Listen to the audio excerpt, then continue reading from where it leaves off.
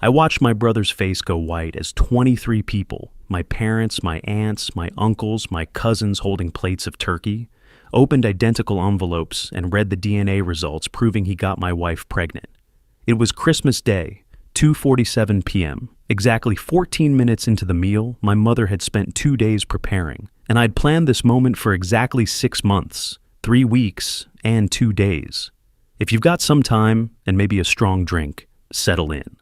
This is going to be long, messy, and uncomfortable, but I promise you, every minute is worth it. 6 months ago, I found a text message that destroyed my marriage. 3 months ago, I got DNA test results that destroyed my family. Today, I'm going to tell you how I made sure everyone knew exactly who my golden child brother really was. This is a story about betrayal, about the lies we tell to keep families together, and about what happens when you finally stop being the guy who forgives everything to keep the peace. My name is Kevin. I'm 35 years old, a corporate attorney in Minneapolis, and for most of my life, I was the responsible son. The one who did everything right, the one who never caused drama. That version of me died the day I came home early and saw a text on my wife's phone. But let's start at the beginning, because you need to understand what I lost before you can understand what I did. I met Rachel in college, University of Minnesota, sophomore year, some mixer at a friend's apartment. She was beautiful, long dark hair, confident smile, the kind of girl who seemed to have her life together. I was a scholarship kid working 2 jobs to avoid loans, studying constantly, and honestly pretty invisible. But somehow, we clicked. She liked that I was focused, ambitious. I liked that she saw potential in me when I was still just a broke kid from a blue-collar family. We got married when I was 27, right after I made junior associate at a decent firm. The wedding was small but nice. Her parents paid for most of it. Rachel wore her grandmother's veil. I wore a suit I'd bought on sale. We honeymooned in the Boundary Waters because that's what we could afford. Those first few years were good. Really good. We were broke but happy. Rachel worked in marketing at a small agency downtown. I was grinding it out at the firm, billing 80 hours a week, trying to make junior partner. We'd meet for lunch on Fridays at this little sandwich shop near her office. She'd tell me about her difficult clients. I'd tell her about impossible deadlines. We were a team. Emma came along when I was 29. Rachel quit her job to stay home, which we'd both agreed on. Money got tighter, but we managed. I took on extra work. She took on all the domestic stuff. Diapers, daycare research, pediatrician appointments. We were functioning like a well-oiled machine. By the time Emma was 3, I'd made junior partner. The money got better. We moved from our starter condo to a real house in the suburbs. Good school district. Backyard for Emma. 3 bedrooms instead of 2. Rachel got involved in the PTA, started going to yoga, made friends with other moms. From the outside, we looked perfect. The successful lawyer husband, the beautiful stay-at-home mom, the adorable daughter, Sunday dinners at the in-laws, holiday cards with matching outfits. But here's the thing about looking perfect. It's exhausting. And somewhere along the way, I stopped noticing that Rachel wasn't happy. My parents, Harold and Linda Thompson, they're good people. Traditional, hard-working, married over 40 years. They raised 4 kids in that same house where we still do Sunday dinners. My dad was an electrician, union guy, blue-collar through and through. My mom was a school secretary who now volunteers at the church. They're the kind of people who believe family comes first, always. Family first was basically the Thompson motto. You help each other, you forgive each other, you stick together no matter what. The problem was, family first really meant Derek first. Derek's my older brother, 3 years ahead of me. He's always been the charmer, good-looking, charismatic, works with his hands like Dad did, owns a construction company, or owned, I should say. He's the kind of guy who can walk into a room and everyone loves him instantly. Me? I was the quiet one, the one who went to college instead of trade school, the one who wore suits instead of work boots. My parents never said it outright, but I always knew Derek was the favorite. When he needed bail money after a DUI in his 20s, they paid it.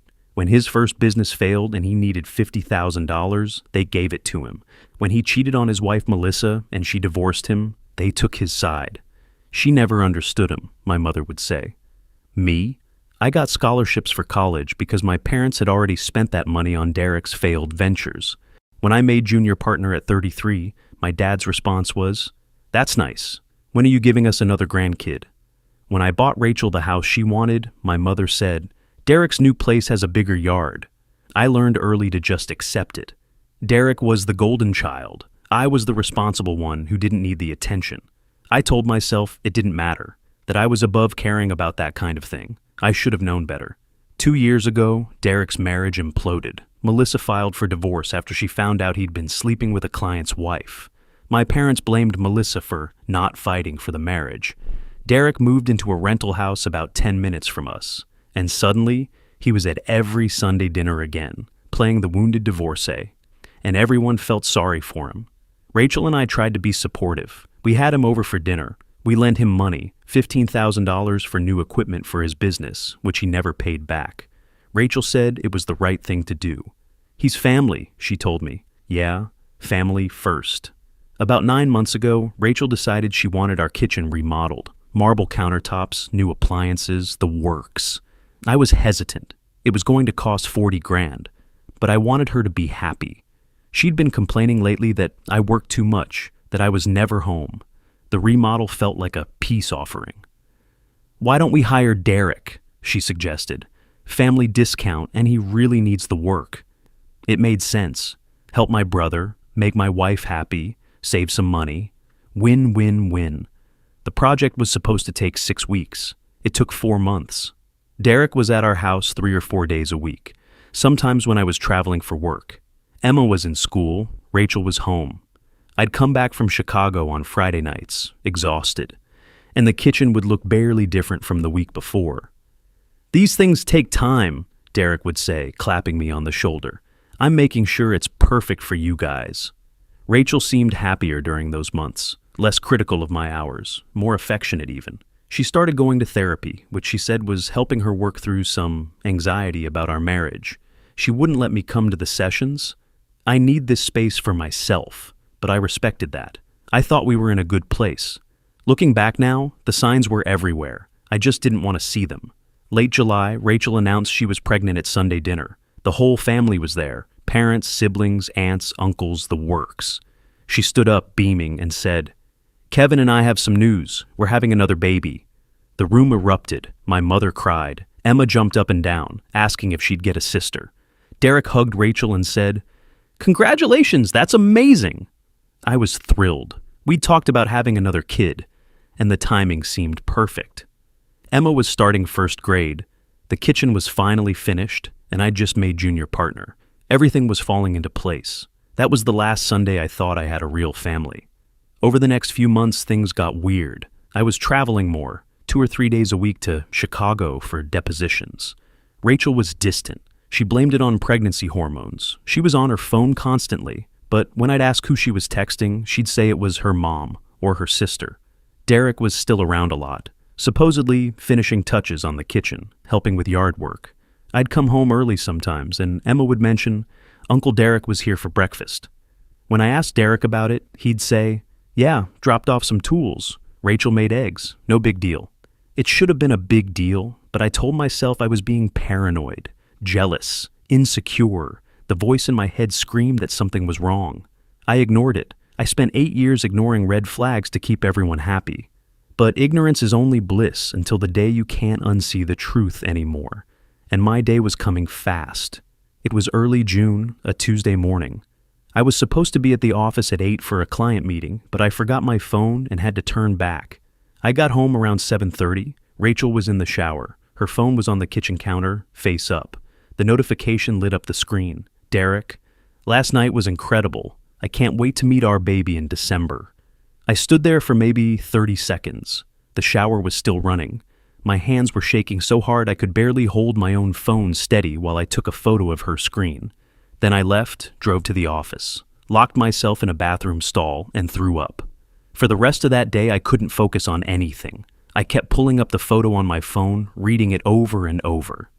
Our baby, not your baby or the baby. Our baby, with a heart emoji. I tried to tell myself it could mean something else. Maybe they were joking about something.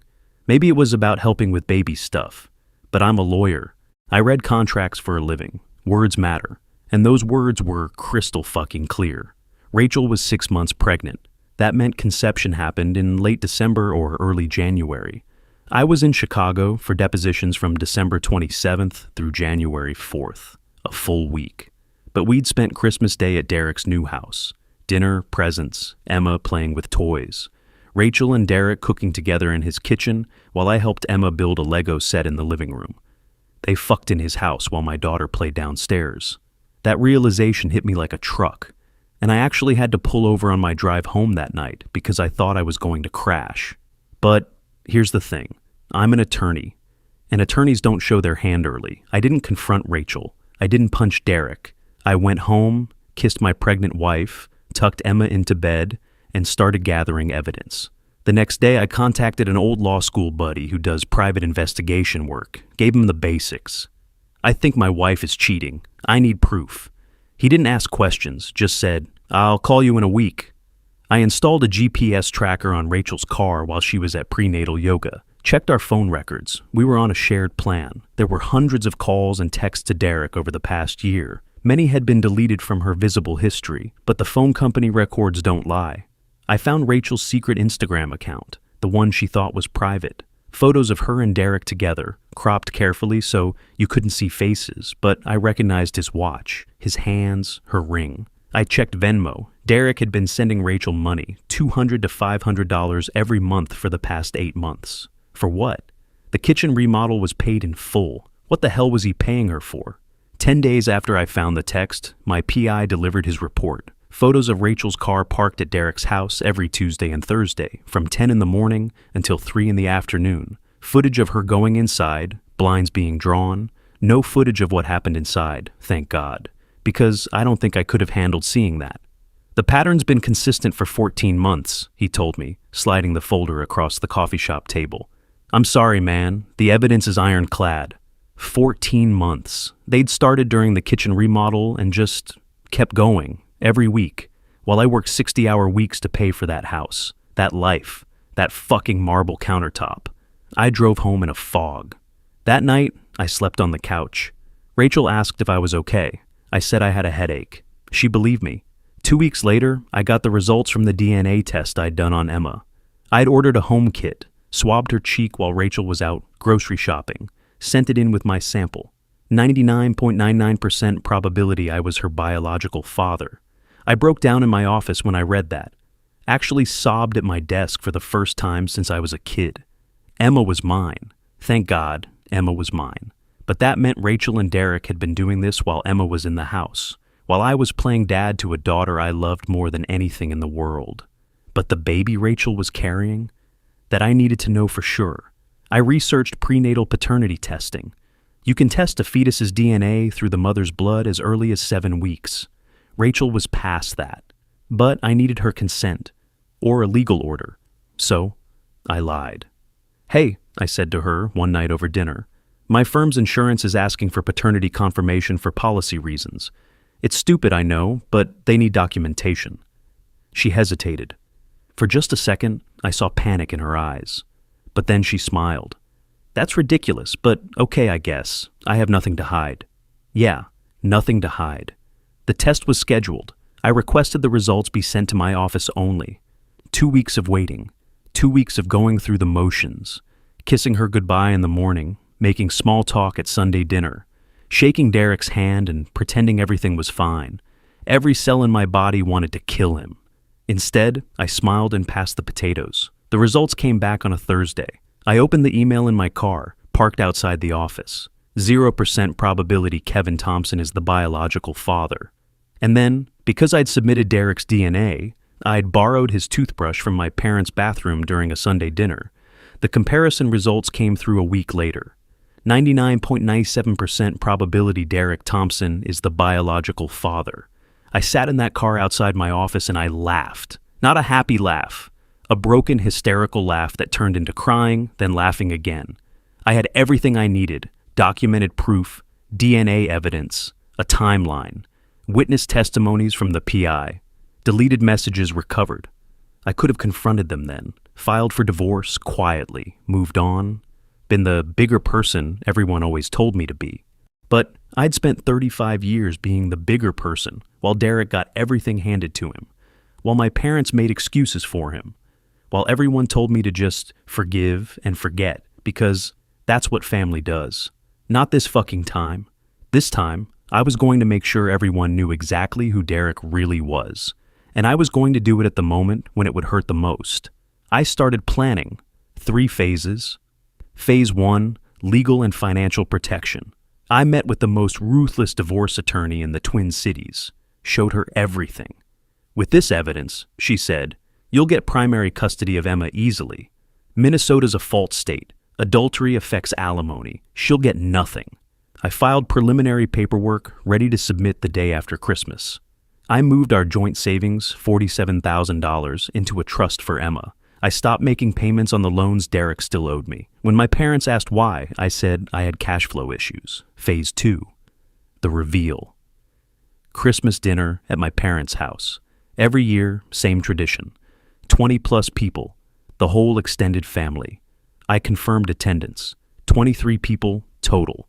I ordered professional DNA test reports from the lab. 23 copies on official letterhead, in sealed envelopes. Each one addressed, to the Thompson family, the truth about Mason. Mason? That's what Rachel wanted to name the baby, my brother's son. The baby was born December 12th, 2 weeks before Christmas.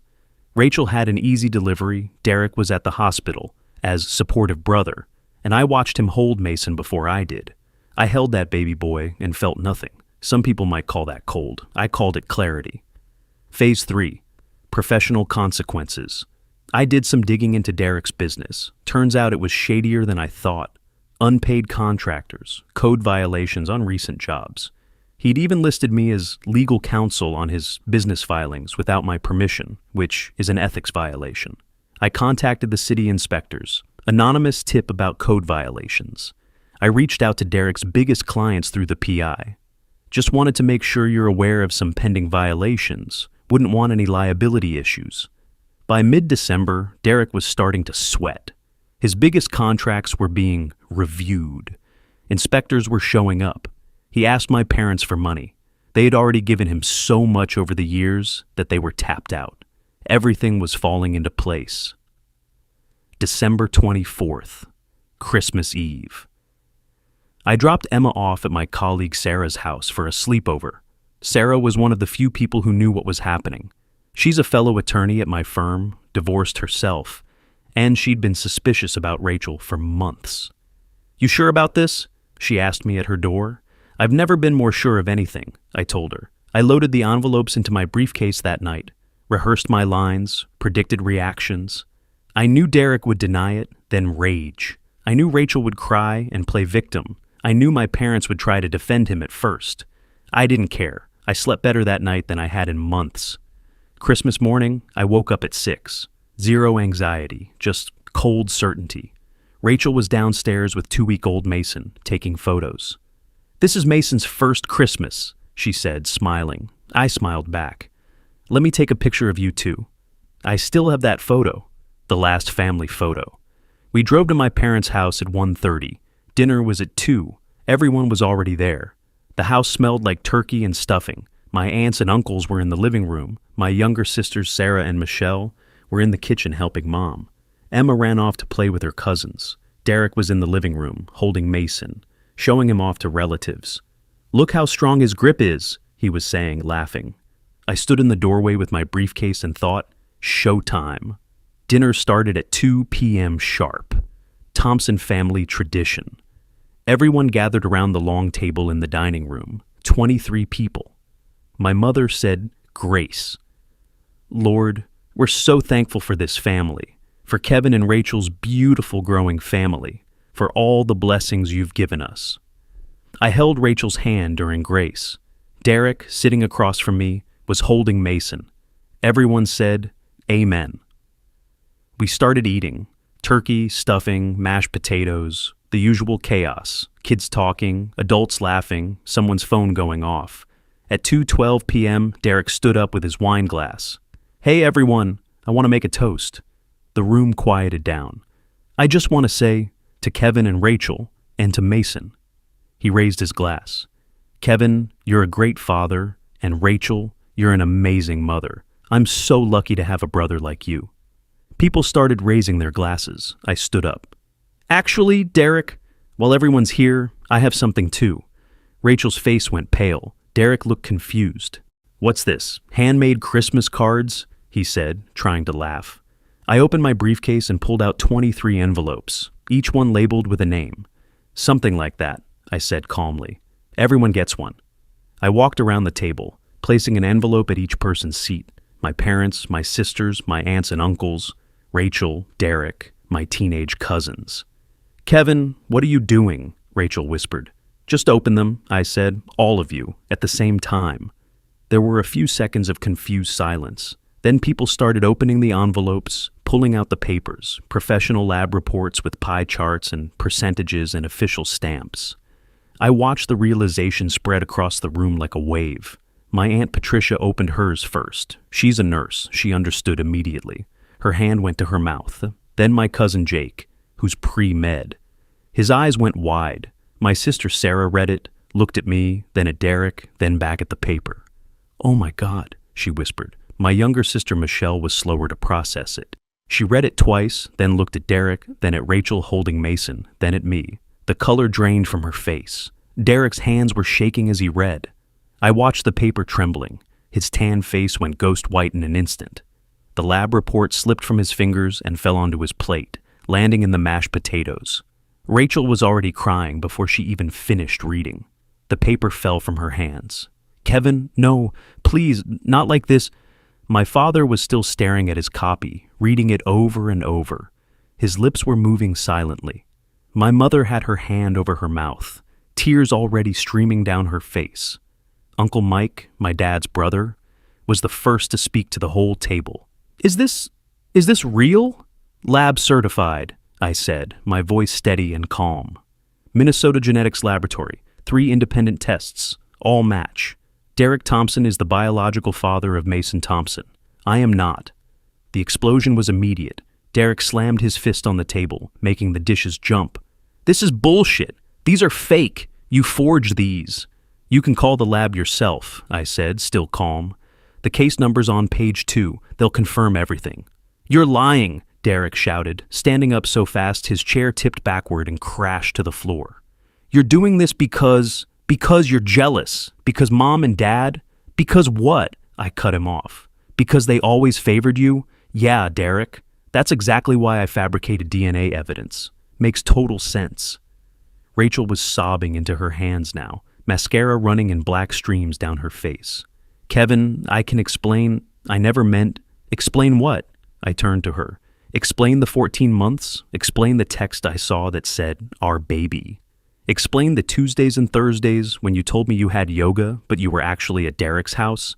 You were spying on me, she gasped. I was protecting my daughter, I shot back.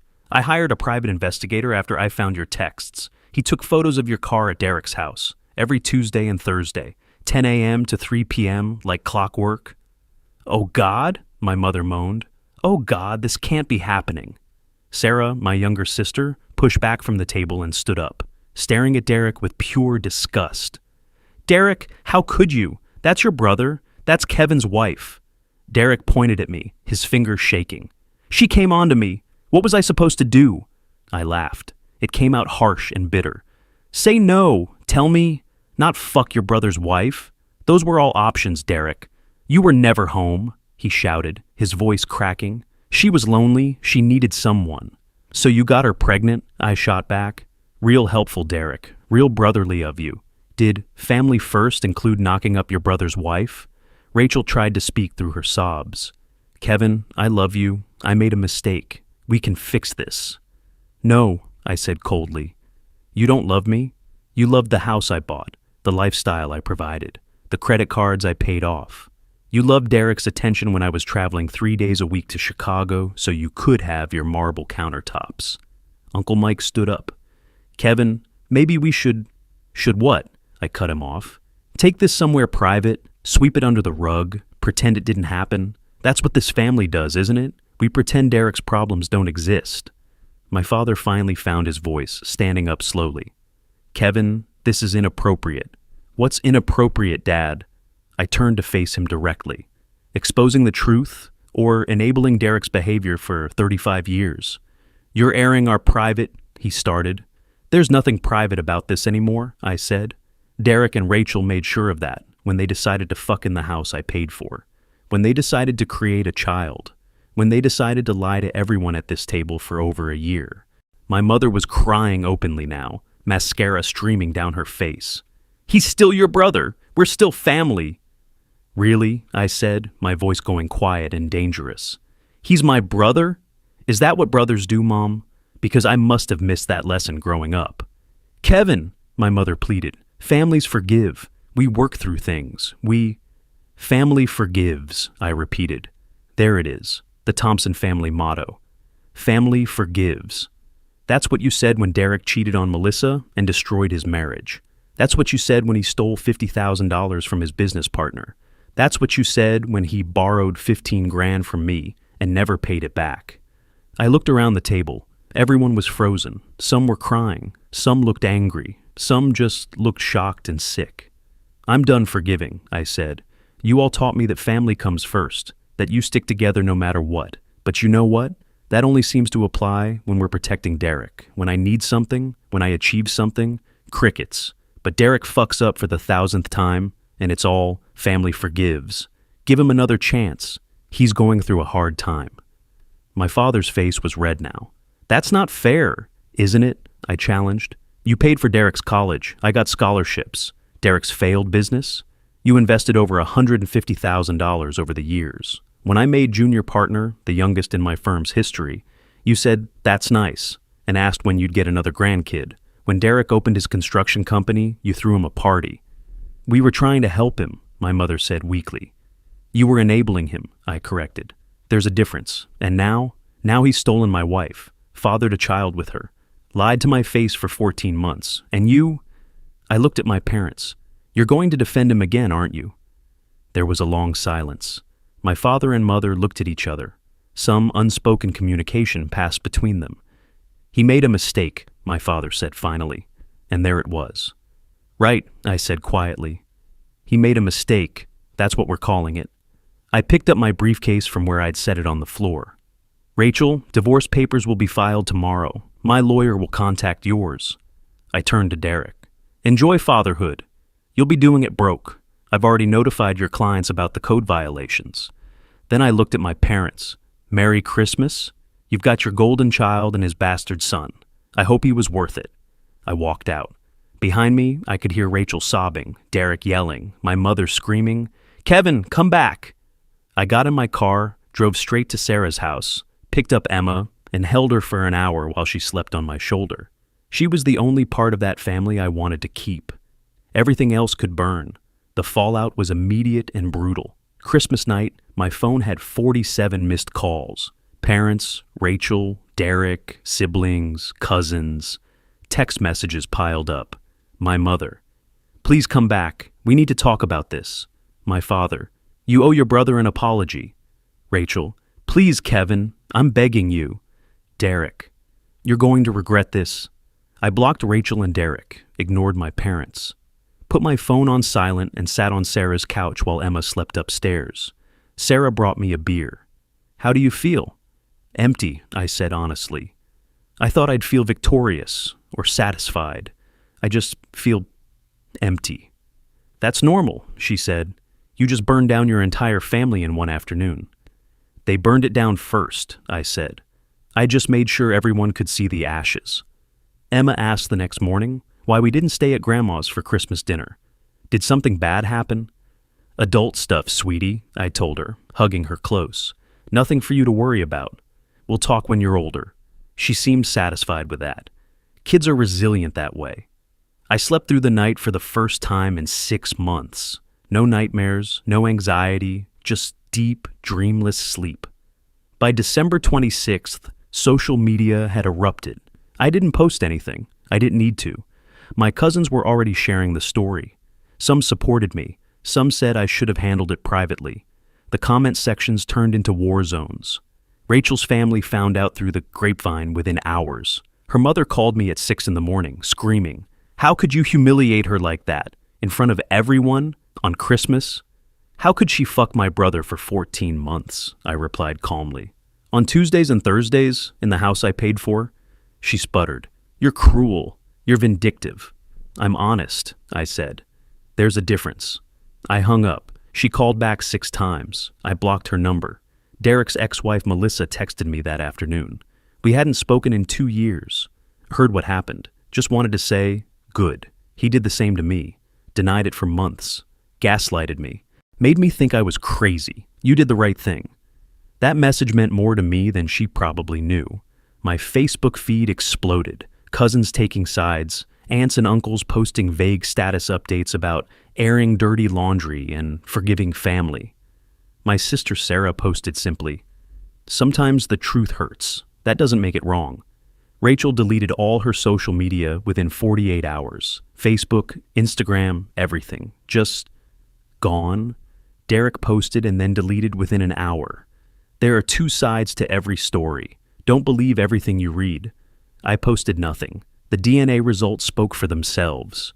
By December 27th, I'd filed for divorce. My lawyer presented terms that were non-negotiable. I get Emma 85% custody.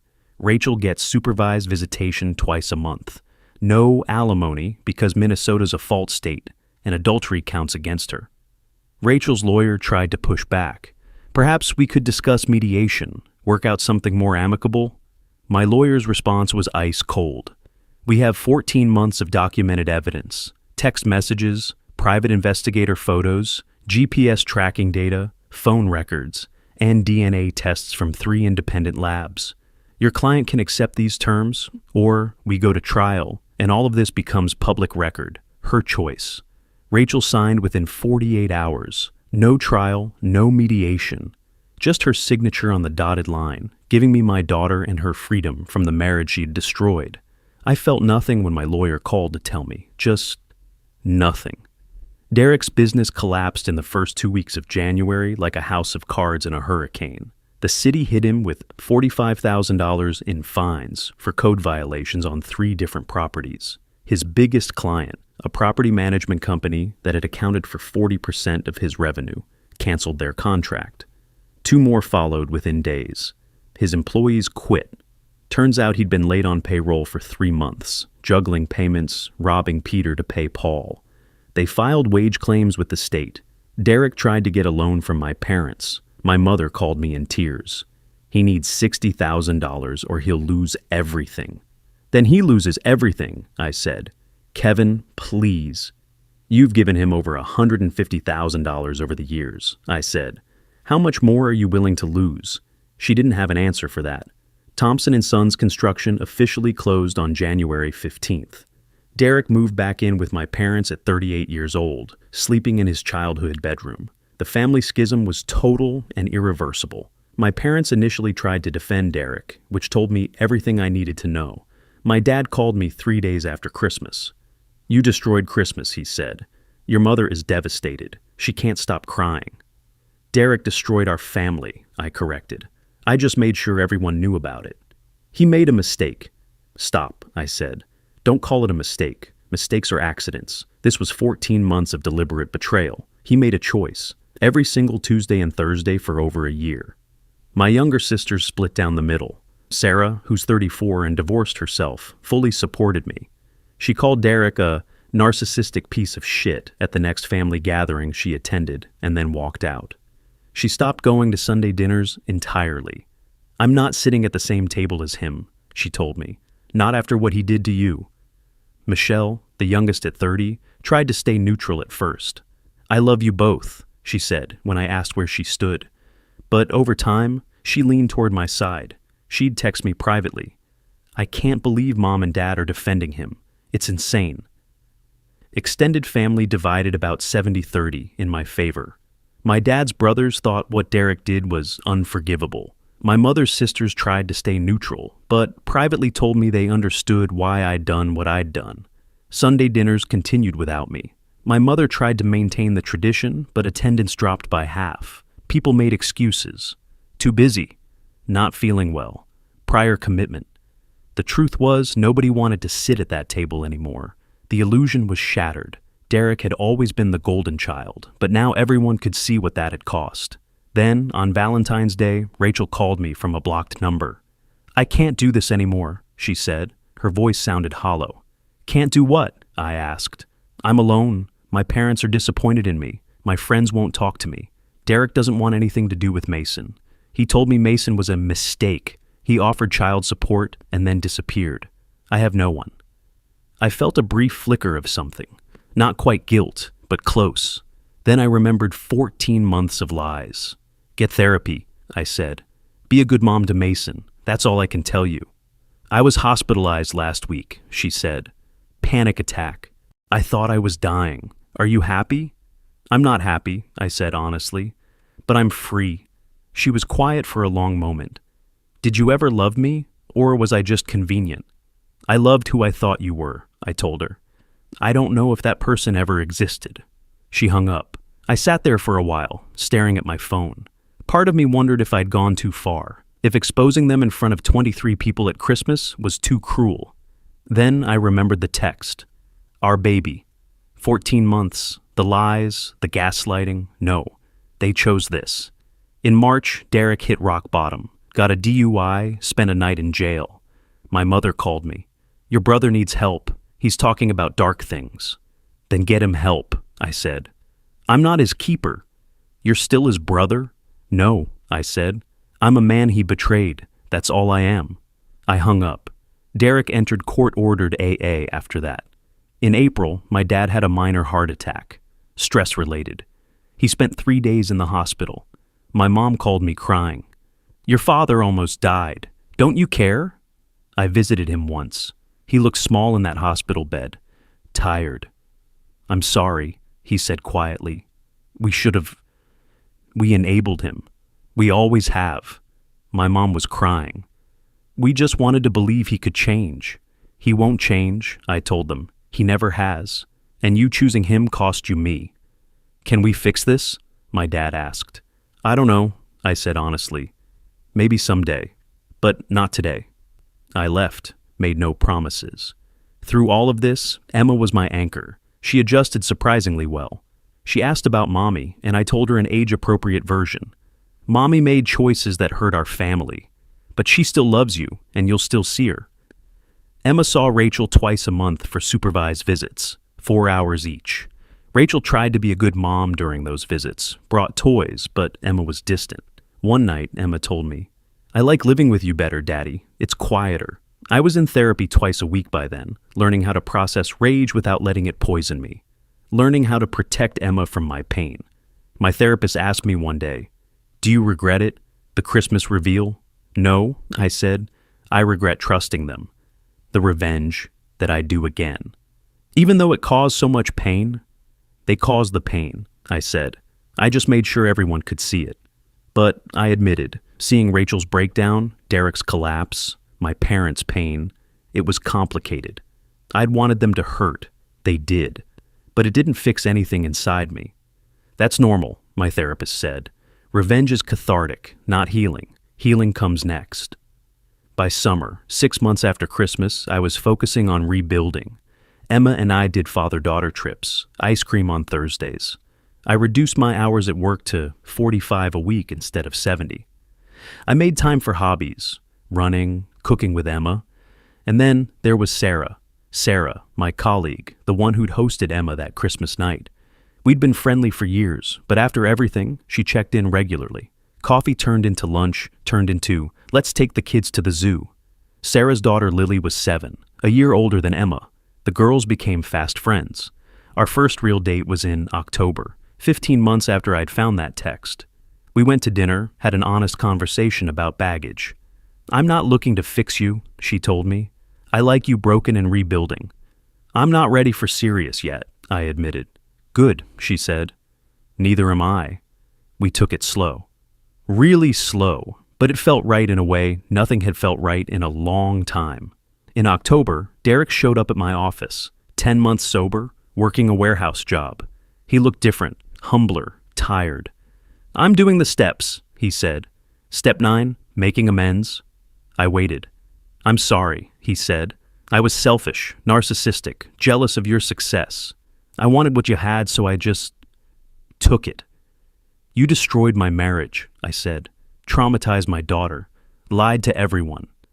I know, he said. I can't fix it, but I'm trying to be better. Good, I said. Be better far away from me. Do you think you'll ever forgive me? I thought about it, honestly thought about it. I don't know, I said finally. Maybe in another 10 years, or maybe never. He nodded and left. I watched him walk to his beat-up Toyota in the parking lot. Part of me wanted to forgive him, but I wasn't there yet. Maybe I never would be. In November, Rachel texted me for the first time in months. Mason's turning 1 next month. I'm in therapy. I know I destroyed us. She added, I don't expect forgiveness, but I want you to know. Derek hasn't seen Mason since February. I'm doing this alone. I wrote back, I hope you figure it out. For Mason's sake, he deserves a stable mom. Her response came 10 minutes later. Did you ever love me, or was I just convenient? I stared at that question for a long time. Finally, I typed, I loved who I thought you were. I don't know if that person ever existed. She didn't respond after that. That November, my mom called and asked if I'd come to Thanksgiving. Just you and Emma, please. Is Derek going to be there? No, she said. He's with his sponsor's family. I agreed. Set a boundary. 2 hours. If anyone brings up reconciliation with Derek, we leave. Thanksgiving was awkward but civil. My dad played with Emma. My mom tried to talk about healing the family. I shut it down. It's been 11 months, I said. I'm not ready. We left after 2.5 hours. Emma seemed happy. That was what mattered. December came around again. 1 year since the Christmas reveal. Sarah and I had gotten serious by then, not living together, but close. Emma and Lily had sleepovers. We did normal family things, Christmas lights, ice skating, movies. One night, after the kids were asleep, Sarah and I were sitting on her couch. I never thought I'd trust someone again, I said. I'm not Rachel, she said. I'm not here to complete you. I'm here because I like the person you are. I think I'm falling for you, I admitted. She smiled. I've been there for a month. On December 20th, she told me she loved me. I said it back. It wasn't dramatic, just quiet and real. Around that time, I started journaling, my therapist's suggestion. I wrote about family first one night. Family first used to mean sacrifice everything, stay silent, enable the people hurting you. Now it means protect the people who actually treat you like family. Emma is my family. Sarah and Lily are becoming my family. Derek and Rachel, they're just people I used to know. I underlined that last part. Read it a few times. It felt true. 2 years after the Christmas reveal, things looked different. I married Sarah 6 months ago. Small courthouse wedding. Emma was the flower girl. We're a blended family now. Me, Sarah, Emma, who's 8, Lily, who's 9. Sarah's pregnant with our first kid together, a boy, due in March. We spent Christmas morning at our house this year. New traditions, no ghosts, just us. People ask me sometimes where everyone ended up. Rachel's a single mom, works retail part-time, rents a small apartment. Mason's 2 now, in daycare while she works. Her parents help occasionally. She's in therapy, reportedly doing better. I have no contact with her except legal co-parenting emails about Emma's pickup schedule. Emma sees her twice a month. Their relationship is slowly improving. Derek's been sober for over 2 years now, still works at the warehouse, lives in a small apartment near my parents. He started community college last year, electrician training, like Dad. He pays minimal child support to Rachel, $400 a month, court-ordered. He hasn't tried to contact me in over a year, goes to AA regularly. I hear updates through my sisters. I don't ask, my parents. That relationship is cordial, but distant. They see Emma once a month for grandparent visits at neutral locations, with me present. They stopped defending Derek publicly. My dad's health is better. My mom still grieves the family we could have been. They help Derek financially, but less than before. They'll never admit they were wrong, but I think they know. Me? I'm good, really good. Made full partner at the firm last year. Emma's thriving. She loves having a little brother on the way. I'm in therapy once a month now, just maintenance. I don't check Rachel or Derek's social media anymore. Haven't in over a year. I'm not angry anymore. I'm just indifferent, and that's exactly where I need to be. Last week, Emma asked me while we were decorating the Christmas tree, "Dad, Can we do Christmas here forever? I don't want to go to Grandma's anymore. We're making our own traditions now, kiddo, I told her. This is home. She smiled and hung her ornament, a little reindeer she made at school. I looked around at my living room. Sarah was helping Lily with the star. Christmas music was playing. The tree lights were twinkling. This was my family, not the one I was born into, the one I built. And for the first time in years, I felt at peace. People ask if I regret the Christmas dinner reveal, if I'd do it differently. Here's the truth. I don't regret exposing them. They chose to betray me for 14 months. I chose to stop protecting their lies. Did it go nuclear? Yeah. Did it hurt people who didn't deserve it, like my younger cousins, my sisters? Probably. But would I have gotten here, to this life, this family, this peace, if I'd just taken the high road and divorced quietly? I don't think so. Sometimes the high road is just another way of saying, let them get away with it. I burned down the family that never valued me. And from the ashes, I built something real. Family first? Sure. But only if they earn it, and if they don't. You're allowed to choose yourself, even if it means ruining Christmas.